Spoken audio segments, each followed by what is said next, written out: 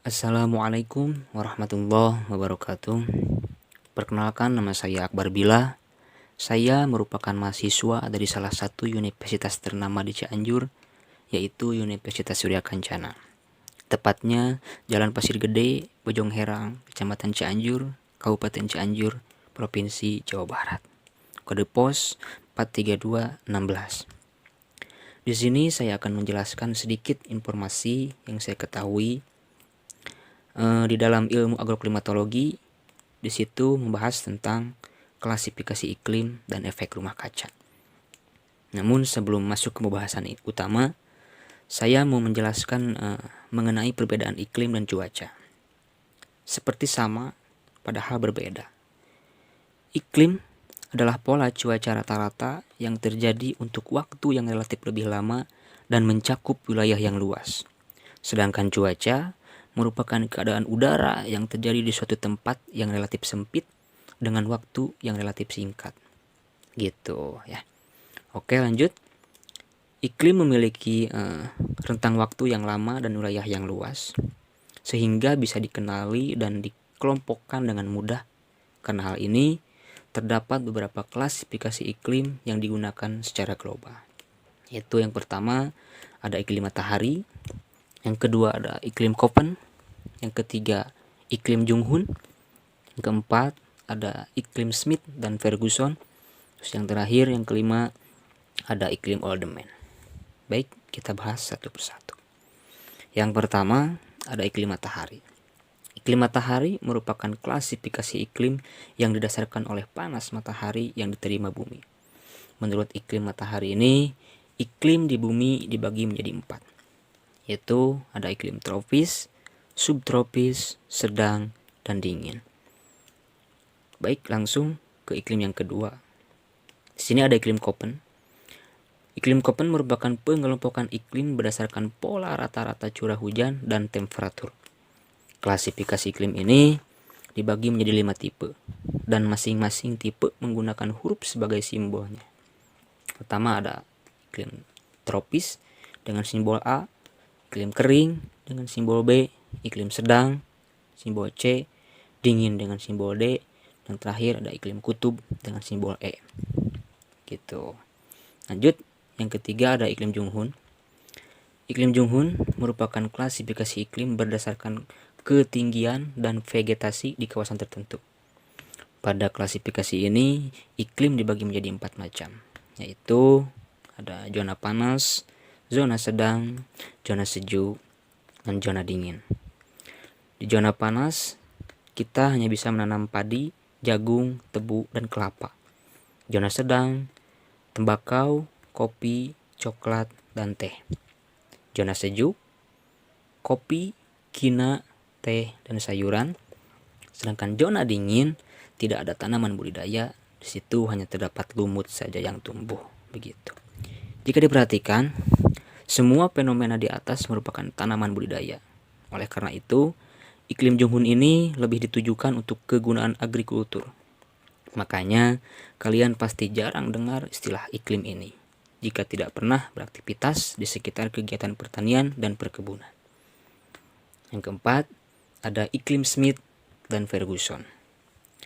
Iklim ini merupakan klasifikasi iklim berdasarkan curah hujan. Klasifikasi iklim menjadi 8 tipe. Yaitu yang pertama ada sangat basah, kedua ada basah, agak basah, sedang, agak kering, kering, sangat kering. Gitu singkatnya.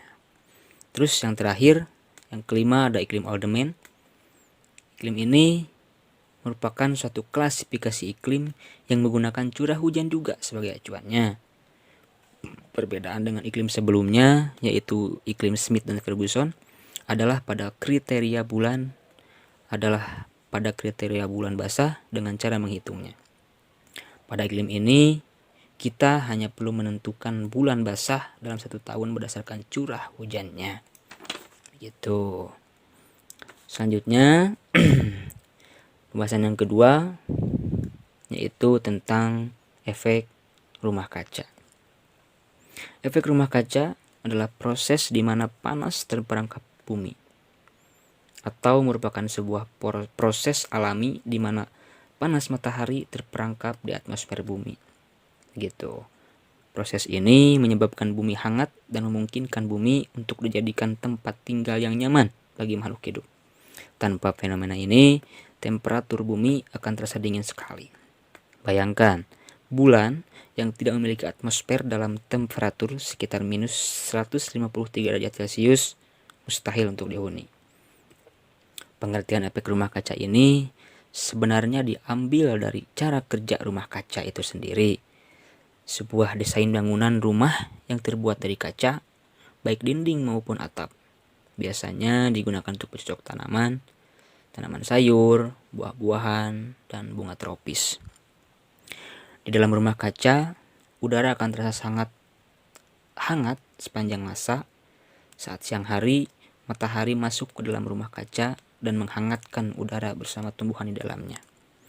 Ketika suhu di luar dingin, udara di dalam bangunan ini akan tetap hangat. Hal ini disebabkan oleh dinding kaca yang memerangkap panas matahari. Begitu.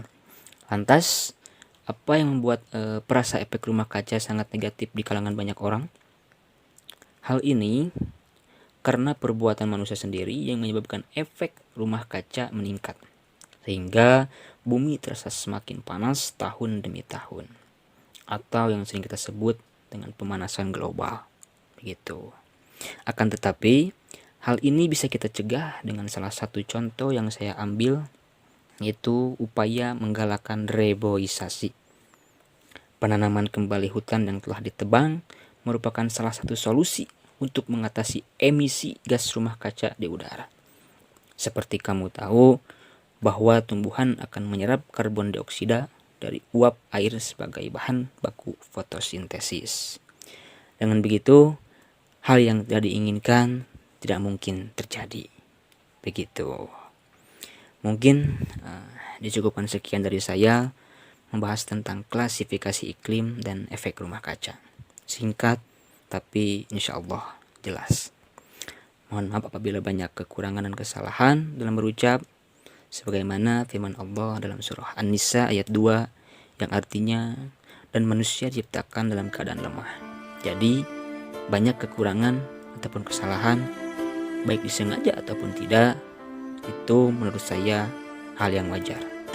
Apalagi dengan saya yang masih dalam tahap belajar. Terima kasih atas perhatiannya. Assalamualaikum warahmatullahi wabarakatuh.